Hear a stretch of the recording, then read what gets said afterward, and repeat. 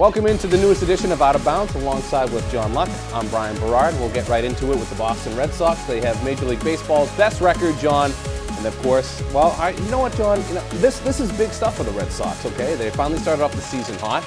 But should we be buying into the Red Sox so far, even though they have best record in baseball? Should we be buying in? You can buy in, but I think there's some cautious pessimism here because the two teams who you've gotten this 8-1 record against, Miami and Tampa Bay, both of them are embarrassments to baseball. To me, I think the next couple weeks for the Red Sox is where we're going to find out what this team is. A series against the Yankees, a series against the Orioles, the LA Angels, Shohei Ohtani, the Oakland A's. I think against those teams, that's when we're going to find out what type of team the Red Sox are, because they already have an injury with Xander Bogaerts. Yeah, I'm glad that you brought that up. I mean, Xander Bogaerts has really started off the season strong. He's been hitting the cover off the ball, and John, you said that was a player that really should step up for the Red Sox this year, but of course, he slid into the dugout and kind of screwed up his ankle a little bit, but he's only going to be out for 10 to 14 days. Do you see this really slowing down the Red Sox at all? I think it could slow them down offensively, but this is a team that's stockpiled with a bunch of different players that can play in different positions. So now this gives a player like a Brock Holt to get up, maybe get into the starting lineup. They called up Zue Lin. There's a lot of players that haven't seen a lot of field time. You look at first base alone, obviously not associated with Xander Bogaerts, but Mitch Moreland, he hasn't had a lot of playing time. It's been mostly Hanley Ramirez. This is an opportunity where some of these bench players, your Devin Marreros, your Brock Holtz, they can step up and make some sort of impact. Now, I'm glad you brought up Hanley Ramirez. He's actually started off the season pretty well, and I think a lot of that has to go with they're using him a little bit more defensively now. But do you think that because Hanley's playing first base that he's starting to focus a little bit more? Because when we see Hanley play designated hitter, it's kind of hit or miss, and you hear it a lot of times with guys where they're just hitting, they're not really focusing the game, they're just sitting there, just kind of waiting for their at-bat. Do you think that putting Hanley in the field is kind of helping focus at the plate a little bit more? Well, it has to. He's been a mental case for most of his career, going back to his days in Florida and LA. Now that he's in Boston, he played left field. That was a complete disaster. He played first base. That wasn't that bad. This is, I think, his second year playing first base. Mm-hmm. So now he has his head wrapped around mentally the fact, I'm the first baseman of this baseball team. And you have to keep him entertained. He's kind of like that petulant little 5-year-old. To keep him quiet, you have to keep him entertained for all 9 or 10 or 13 innings. If you can do that, he's an okay baseball player. If you can't, then Hanley Ramirez could be a big issue on this team. Yeah, I think when they put Hanley Ramirez in left field, it was one of those things where it's just throw him in the field somewhere. Who cares? It's left field at Fenway Park is small. You have the monster to deal with. So I think, and his head wasn't completely in there. I think when they brought him to first base, he's back in the infield where it's kind of more natural for him to play. I think that's really what helped out Hanley Ramirez, especially at the plate, now that he can focus. But I want to move on to the other side of you mentioned, to the rivalry here, the New York Yankees. And Giancarlo Stanton, who was the big offseason acquisition, the Red Sox kind of passed on him. He's had not one, but 2 games already of the platinum sombrero, 0 for 5 with 5 strikeouts. Go big or go home, Brian. And that's how you look at life. And he's already been booed at Yankee Stadium. Do you give the Yankees fans credit for booing Giancarlo Stanton so early in the season, or is this kind of they haven't given him a chance yet? Well, they booed everybody that comes right to the Yankees and they start out slow. It happened with Jason Giambi. It's going to happen with Giancarlo Stanton. It's going to happen with any player.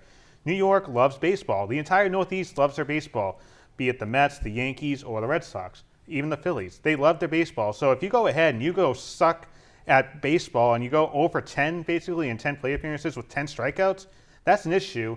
And if you're a player that's advertised to be part of this best lineup since 1927, you go ahead and strike out 5 times, I'm going to boo you too.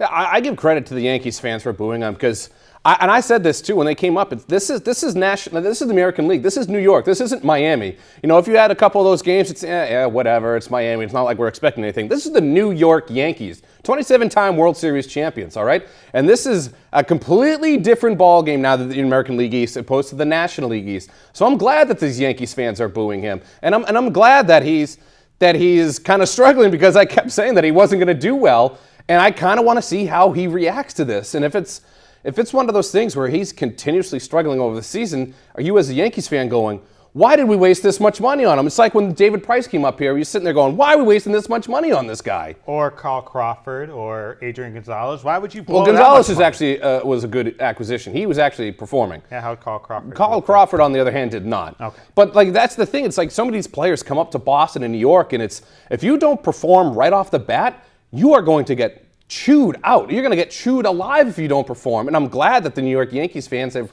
really started booing him. But as you mentioned, John, they are going to now play the New York Yankees. And If they take this series from New York, do you start to say, all right, this could be a contender? Or do you sit there and you go, well, the Yankees have kind of struggled this year. It's kind of like Tampa Bay and Miami. Let's not think too much into it. The first couple months of the season, I think everyone's jockeying for position in their respective divisions. So I think right now the Red Sox are still trying to figure themselves out. The Yankees are still trying to figure themselves out. If they go ahead and have a 3-game sweep where they win by 4 or 5 runs each game, I'll be a believer. If it comes down to a bullpen struggle where it's a run game, a walk-off type of fashion, then I'm a little more concerned about the Red Sox. I think the Yankees are eventually going to figure this out, the middle of that lineup, Sanchez, Judge, and Stanton. Eventually, you have to figure out with those 3 behemoths of hitters. Yeah, it's a long season, and I always say even if you start, 0-10 or 10-0, you still got to play the rest of the game. So if this is something to look out for if it goes into a game, leading the wild card. Yeah, well, we won't focus on that one. Awesome. But we will focus on chicken on a Friday night. We will focus on a team that does like to blow 20-point leads, and that's the Boston Celtics. How about Funny that? guy over here. Yeah, how about that little segue? Now, Boston, John, the Celtics, as you mentioned, pretty much locked in as a 2 seed, and we really don't know if it's going to be Milwaukee, the 7 seed, if it's going to be Washington, that 7 seed. Who would you rather the Celtics play in the first round between those 2 teams? Oh, you have to throw Miami in the mix as well. There's about a game difference between those 3 teams. Right now, I want to face the Bucks. They hung in with the Bucks when they had Kadeem Allen as their starting point guard. If Terry Rozier's in the starting lineup and he's the number 1 scorer for the Celtics, I like the chances. The issue, you have to worry about Giannis Antetokounmpo. Very good. Well done. You.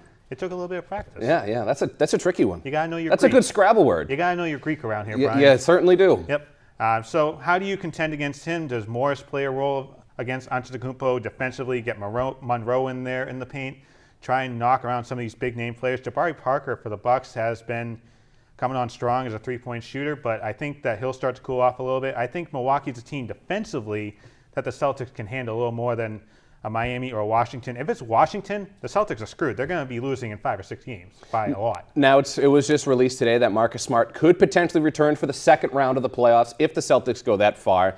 But if the matchup favors you, how far do you push Marcus Smart into the second round if the Celtics get that far?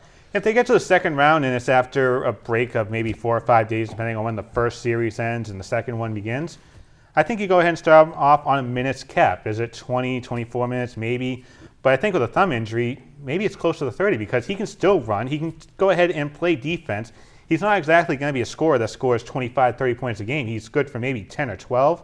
So I think defensively, that's where you need Marcus Smart. And if they can get Marcus Smart, this is a team, based on the matchup, they could go to the Eastern Conference Finals. Well, let's pump the brakes on that right now. I'm just saying that's typical green teamer here. But typical green teamer. You always think that you're going to win and go far. I didn't say they're going to blow up Cleveland. Don't worry about that one. Cleveland will blow them out of the water. But so for me and Marcus Smart, I don't think there is a minutes restriction. It's not like if it was a lower body thing, I can see that if it was a groin or a hamstring or something like that. Right. But it's your thumb. I mean, I don't think you really need to put a minutes restriction on a type type of injury. It's maybe a pain tolerance, I think, more than anything else. Maybe not as much a minutes restriction, but if he goes out there, slaps the ball away, slams down on his thumb, it's probably going to hurt pretty bad, I'm guessing. Well, then tell him not to use his thumb.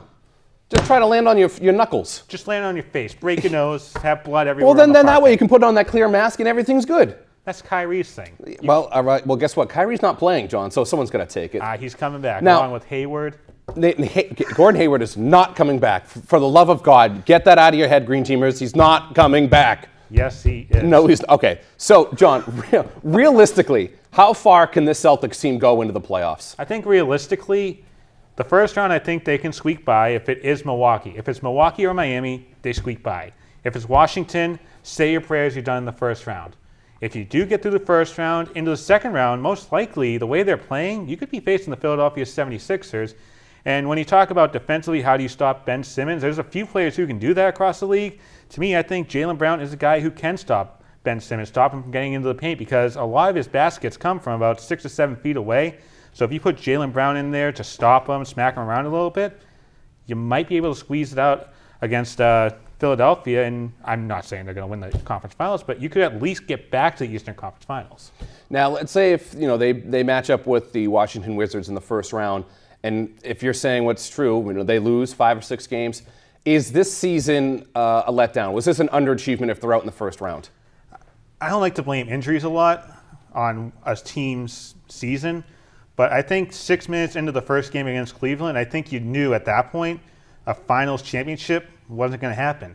I think you still had the Eastern Conference Final Championship. You were going to make the NBA Finals, but once Kyrie went down, I think this quickly became a season about trying to get the progress of Terry Rozier, trying to get Jason Tatum along. He's, I think, first among rookies in three-point field goal percentage. Jaylen Brown, how is he going to perform as a 1 or a 2? To me, it's about bringing these younger players up. If you can have Horford come along and help, that's great. Next season, though, having these 3 younger players, an extra season on them, plus you have Irving, you have Hayward, you have Horford, I think next year, that's going to be incredible to watch. But I think this year it's been all about the growth of Jason Tatum. If you can bring him along, make him a viable member of a top 3 or top 4, it's going to be very important for Danny Ainge because don't forget, you still have another potentially top 7, top 8 pick. See, to me, if they get out in the first round, it's an underachievement of a season. I mean, this coming into this season, you kept saying that, yeah, you brought in Gordon Hayward, you brought in Kyrie Irving. You keep saying that you have this amazing depth. And even when, Gordon Hayward went out 6 minutes into the season, and Kyrie Irving, who has had a phenomenal season until he had to get those screws replaced, I still think that this would be an underachievement of a season. Now, granted, I'm not a huge green teamer like you are. No. I know. Breaking news here on Out of Bounds. I'm not a huge green teamer. No, I said you're a sweet Caroline. But to me, if you're the 2 seed in the East and you lose in the first round, that's an underachievement of a season. With Jabari Bird as your 6th man off the bench? But even then, you should be able to get out of one round of the playoffs as the 2 seed against without Washington? Yeah. A buzzsaw in the NBA? Look, if you truly believe in Jaylen Brown and Jason Tatum and these young guys, they should at least be able to get you out of the first round. Depending on the matchup, they can get out of the first round. Against Washington, I think it would be maybe closer, but I don't think they're going to get out of the first round against Washington. But why is that a negative season if you go ahead and lose against a team like Washington? Because they're the 7th seed. Beal and Wall. Because they're the 7th seed. The Celtics were the 1 seed last year, so they were better than Cleveland, right? No, they weren't better than Cleveland. You're basing your argument on numbers. They're the 7th seed. The Wizards are the 7th seed. So yeah, but here's the thing. There's not that much of a difference between 1 and 2. There's a huge difference between 2 and 7. It's 5. Thank you. Yeah, exactly. If you lose to the 7th seed in the first round, that's an underachievement of a season. No, it's unless if you completely lose everyone, then I can understand that. They've lost everyone. They have not lost everyone. You lost Daniel Tice. You lost. Oh yeah, Danny T. He's the savior. You want to talk about your stupid depth? There you go. You got Daniel Tice, Kyrie Irving, Gordon Hayward, Marcus Smart for most of the season. Don't forget Aaron Baines. Yep, Aaron Baines. I mean, I don't know what he contributes to the team, but still, Shane Larkin had the flu. I mean, this team has gone through its injury woes. Just saying. I'm also just saying that when you lose to the 7th seed, that it's a disappointment of the season. But that's neither here nor there. We're going to keep disagreeing and yelling at each other. On the other side of the break, we'll talk a little bit about the New England Patriots and the Boston Bruins. Don't go anywhere. More Out of Bounds right after this. I hope Popeye enjoys dining by candlelight. Oh dear, he's here already. Oh, Popeye, quick! Sweet Pea's playing with matches! Oh my gosh! Oh, Sweet Pea isn't hurt. Playing with matches is no game. And this but a loin you that fire can burn you, says Popeye the Sailor Man.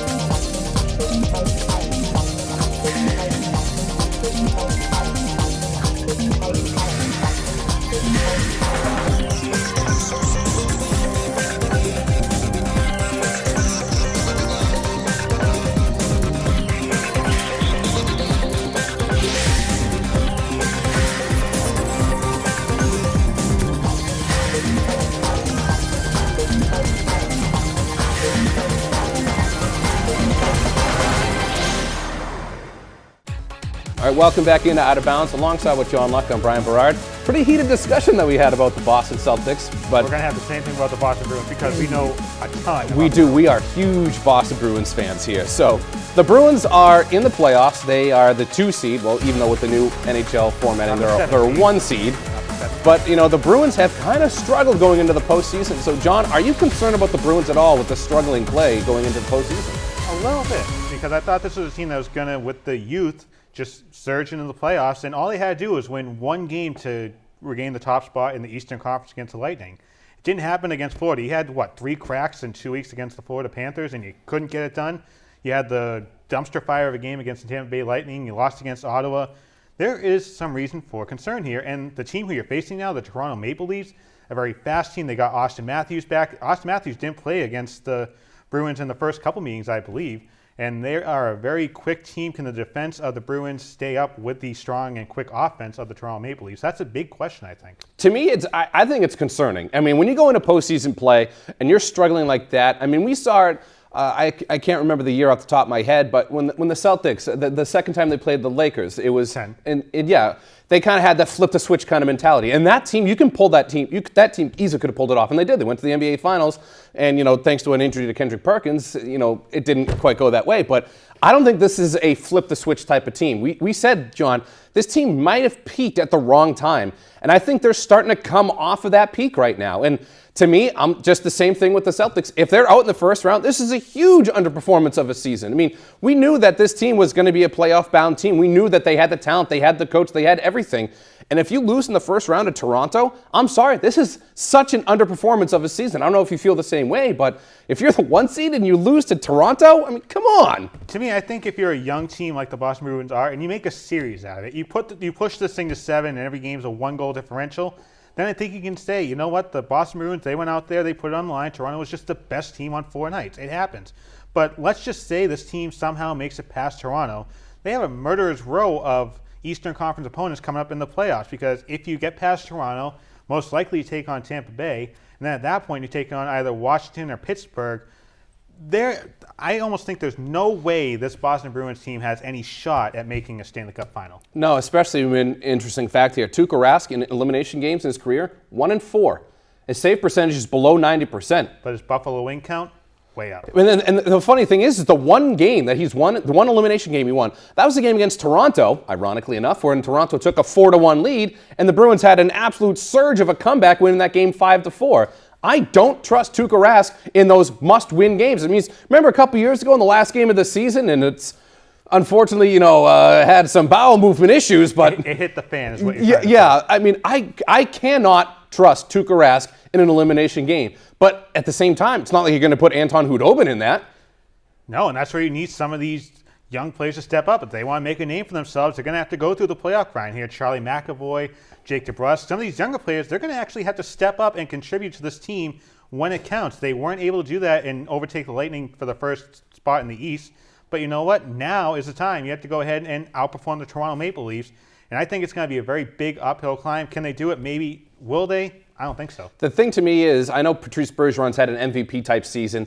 He's going to have to step up. I think Brad Marchand's going to have to step up. David Backes is going to have to step up. Zdeno Chara. I think the veterans are going to have to step up and prove that this is a legit Bruins team. I know you mentioned the young talent, but you go Charlie McAvoy doesn't have much playoff experience. I mean, and DeBrusk doesn't have much playoff experience. Bjork doesn't have much playoff experience. I think the veterans on this Boston Bruins teams are really going to have to prove that we are a legit team. We are for real. I mean, remember 2 years ago, they had just come off their second straight season of not making it to the playoffs. Last year, they sneaked in there, and we all know how that went. This year, you are now the number 2 seed. You are 1 win away from being the number 1 seed in the Eastern Conference. You have to get past Toronto.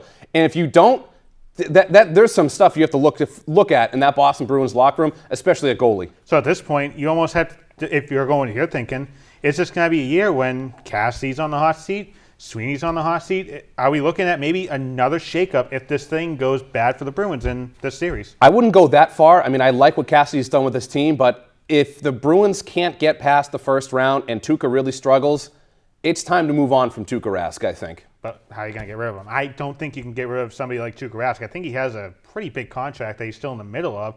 So if you trade him, you're going to be eating a ton of money in a very salary cap-laden NHL. Well, this is kind of like the Jackie Bradley thing. It's, do you get rid of him just to get rid of him? I mean, I think you can easily get a lot in return for Tuukka Rask. I mean, he's won a Vezina trophy, so he's a good goaltender. It's just when it comes down to the clutch, it's really debatable if he's going to show up or not. So this is a huge postseason for Tuukka Rask. All right, moving on to the New England Patriots, and more details seem to come out about this New England Patriots team, and we've now found out that Bill Belichick has chastised Rob Gronkowski for using the TB12 method. They chastised him for doing good in training camp. I mean, to me, it feels like Bill is almost trying to get rid of Gronkowski. I don't know if you feel the same way, John. I think he's trying to bend Rob Gronkowski to how he wants his tight end to be. He wants a tight end like Rob Gronkowski on the field. He doesn't want to have to worry about Rob Gronkowski in a club dancing with Shaquille O'Neal, going to WrestleMania. He doesn't want to have to deal with that Rob Gronkowski. He just wants the guy that goes out there, drags 3 people with him. And I don't think Rob Gronkowski wants to be that tight end. He wants to be the guy that gets ready for Sunday, but the other 6 days of the week, he'll party it up. Well, I think so far in his career, they've been able to find that balance. But we remember a couple years ago, the summer of Gronk and how he was just out partying, had his own little cruise going there. But the thing is I almost wonder if Gronk is just doing this now just to shoot his way out of town. I think Gronk still wants to play football. I don't know if he wants to play at one Patriot place, though. I don't think he wants to play football besides for the New England Patriots, because you look at the tight ends around the league. Seattle, you had Jimmy Graham, and he didn't seem like he was that involved in the offense. The rest of the teams in the league, they don't use the tight end the way that the Patriots do. They use the tight end in Foxborough almost as a bonus receiver, your slot receiver. In Cincinnati, Seattle, really anywhere else in the NFL, they're used more as an extra lineman, if you will. They're used to try and help protection for the running back or the quarterback. They're not used to go ahead and run downfield and get touchdowns. Yeah, but how many of those other tight ends are like Rob Gronkowski that can completely take over a game? I understand that he's nothing like the other tight ends in the NFL, but do you want to go ahead and have a coach like Hugh Jackson coaching you, as fragile as you are? Here's the thing with me. I mean, I think the coaches in the league that, they know Jimmy Graham, Travis Kelce, Rob Gronkowski, even Martellus Bennett, to some point when he was playing, they were game-changing tight ends. They were a guy that were really going to go out there and you had to game plan for the tight end. I think you have other tight ends out there that are just, they're there. They're just bodies, they're run blockers, and they're maybe a big body that'll catch the ball in, goal-to-goal situations or short yardage-to-go situations. Maybe Jesse James is the closest thing to Rob Gronkowski in Pittsburgh. Maybe, but it's, to me, I don't think if Rob does go play somewhere else, I hope they're going to use him the correct way. I think they would use him the correct way, but I think that's, you also kind of, not quite pull up another point, but I just thought of it, is if Rob goes to another team, are they going to overuse him? And I think that's another thing that he might be afraid of is, are they going to use me on every single freaking play? Are they going to throw to me? They're going to make me, run block. At least in New England, they know there's some plays where you can kind of, not hide him, but you can not utilize him 100%. And that way it's kind of a couple plays here and there to kind of catch your breath. But it's going to be interesting to see what they're going to do with Rob Gronkowski. I think he still comes back. I still think he's going to play because I think him at the end of the day, Gronk goes, if Brady's back, I'm back. So, and I think the Patriots are kind of handcuffed to the idea of having our offense predicated around McDaniels, Brady, Edelman, and Gronk. I mean, when you traded Jimmy Garoppolo and Jacoby Brissett, you went ahead and you said, you know what, this is our offense for the next couple of years. We're going to live or die with this. And I think Rob Gronkowski, if Tom Brady wasn't here, he'd be retired from football. Now, the interesting thing, I'm glad that you brought up Tom Brady, is, Robert Kraft had some comments about Tom Brady, and kind of interesting comments. He said, I hope he plays, and I hope that he continues to do what he does. And to me, those are kind of eye-opening comments, because I think we all know that the three of them, Belichick, Brady, and Kraft, they all know when this is going to end. I think they have a specific date when this is going to end. And I think Kraft knows that it's coming sooner rather than later, and I think maybe he's trying to push Brady to play a little bit more, because Tom Brady has, after all, brought him 5 Super Bowl championships. But, when you hear Robert Kraft say, I hope Tom Brady will play, now, granted, we don't know how this came into play. Like, right. If the question was asked, is he going to play this year? And he says, I hope he plays. Or if it's, is he going to play into his mid-40s? Oh, yeah, I hope he plays. I mean, 2 completely different, questions that can give 2 completely different, versions of the answer. But if it's, say, that first one, do you hope Tom Brady plays this year? And Robert Kraft says, I hope so. That, to me, that's alarming. I don't know if it is to you. It's not that alarming. I mean, Robert Kraft is pretty PR savvy. He knows what to say to the reporters. I hope he plays. You can go ahead and misconstrue it into anything you want, like you did. You can go ahead and make a case that, well, maybe Tom Brady's going to retire, or maybe he wanted to go ahead and make a case that Tom Brady, hopefully he plays into his mid and upper 50s. Bob Kraft is very smart when it comes to handling the media. I mean, you go back to the lockout a few years ago, he was pretty smart at how he spoke, not to give anything away. No, and he was pretty much the reason why we still had NFL football that season. So, we've talked about our 4 Boston teams, and on the other side of the break, we'll be giving you our final thoughts, and maybe we'll calm them down a little bit more this time. I know we got a little animated the last time we had final thoughts, so this time... Yeah, so we'll calm it down, so don't go anywhere. More Out of Bounds right after this. They said a bottle was just a bottle.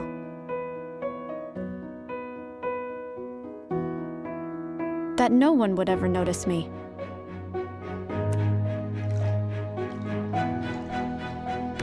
But I knew I could be more. That one day, I would make people smile.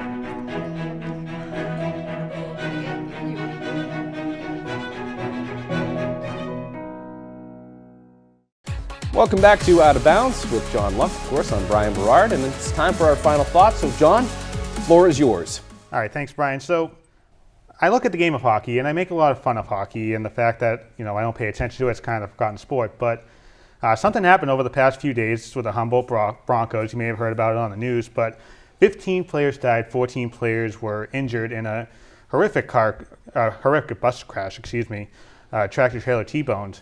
But we talk about how sports is the ultimate therapy, but the community that's been built around this team in Humboldt and really across Canada, last night there was actually a hashtag that was brought out, prayers for Humboldt, sticks out for Humboldt. Across America and across Canada, it was pretty cool. All the hockey fans and really anybody in those two countries put hockey sticks outside of their house and took a picture to show that they stand with the team from Humboldt who plays in the Saskatchewan Junior Hockey League. And this is pretty interesting because in junior hockey, these are players that are almost comparable to what we see in Lowell or maybe with the Brockton Rocks, players that actually live with families that they don't know. I mean, they take these players in and they become a part of the family. So I think looking at this Humboldt Broncos team and the tragedy that just happened over the past few days, it's kind of interesting to see how a community rallies around, and the community is a therapy for a hockey team. A GoFundMe page was actually set up, and their goal was to get, I think it was $3.5 or $4 million, but in 4 days, they raised almost $7 million. And I mean, this is a junior hockey league team in a small area of Saskatchewan in Canada. So it's just interesting to me as someone who doesn't follow hockey, seeing what hockey means to people in Canada and America that have no idea who these kids were, have no idea about junior hockey or this hockey team, to come around and rally around to try and help the remaining players and the families that had their children taken away from them. It's just interesting to see what hockey means to a lot of people. Yeah, and then once the NHL really took off with it, that's really when a lot of people started focusing on that. It was pretty cool to see how many people really gathered around them and really showed their support. But so for me, I'm going to try and make this a little bit more uplifting whilst also bringing it back down. I'm going to talk about the Boston Red Sox and how we shouldn't be buying into the Boston Red Sox. Yes, they are granted an MLB best 8-1. John, as you mentioned, they've played two dumpster fire of organizations in the Tampa Bay Rays and in the Miami Marlins. What I'm trying to say is the Boston Red Sox haven't proved a thing yet.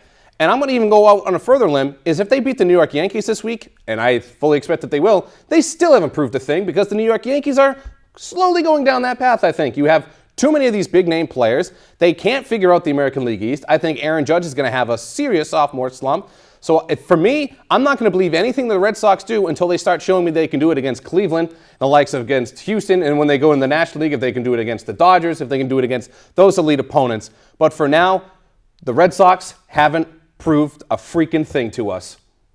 I'm going to use this as blackmail material when I make fun of you about the Red Sox. I'll say, you know what? Brian doesn't believe in the Red Sox. Not right now, but if they can prove to me they can do it against elite opponents, they're beating the teams they're supposed to right now. Hip, hip, hooray. Like, are we supposed to throw them a parade now? You're the one that says 161-1, Brian. Yeah, if they go 161-1, I don't even know what I'll do. But at that point, we'll cross that bridge when it comes eventually because they're going 161-1. Whatever. So, another thrilling episode of Out of Bounds. Don't forget you can like us on Facebook at facebook.com/BTVOB, and you can also follow us on Twitter at BTVOB. So once again, for John Luck, I'm Brian Berard. Thanks for watching Out of Bounds.